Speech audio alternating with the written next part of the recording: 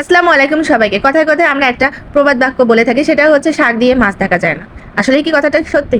আসলে কিন্তু শাক দিয়ে ঠিকই মাছ ঢাকে।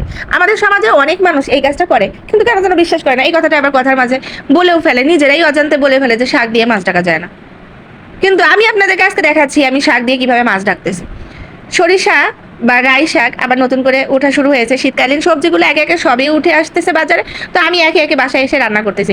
গতকালকে দেখিয়েছিলাম পালং শাক, আজকে হচ্ছে রাই শাক। এটা অনেকেই হয়তো বা সবজি জিনিসটা পছন্দ করে না, কিন্তু শীতকালীন সবজি সবগুলোই মানুষ কম বেশি খায়।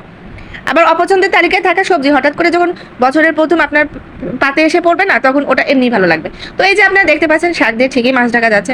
আজকে পাঙাশ মাছ ভিজিয়েছিলাম, আর পাঙাশ মাছটা এই রাই সরিষার শাক দিয়ে রান্না করে ফেললাম।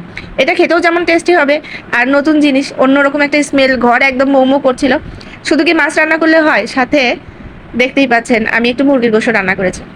তো ওই যে আপনাদেরকে একটা কথা বললাম না, শাক দিয়ে মাছ ঢাকা যায় না, আসলেই যায়। আমার ভিডিও দেখে তো আপনারা অনেকেই বুঝতে পারছেন, সবার ঘরে মা খালা যারা আছে রান্না টান্না করে তারা সবাই জানে তো শাক দিয়ে মাছ ঢাকা যায়। কিন্তু তারপরে এই প্রবাদ বাক্যটা কেন মানুষের মুখে মুখে আসে আমি জানি না।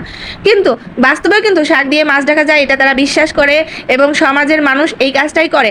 আপনার চোখের সামনে দিয়ে এমন কিছু ভাবে আপনার জিনিসটা উপস্থাপন করবে, আপনার আপনার মনে হবে না লোকটা বিশুদ্ধ, লোকটা সৎ।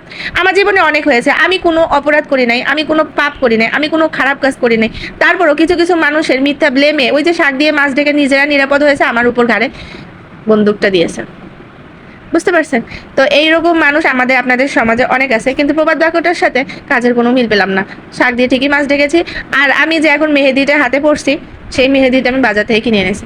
এত বড় একটা ডস খাবো তাও জানি না। সে তো আমাকে বলেছিল খুব সুন্দর রং হবে, ন্যাচারাল কালার ছিল, কিন্তু রংটা তো ভালো হলো না।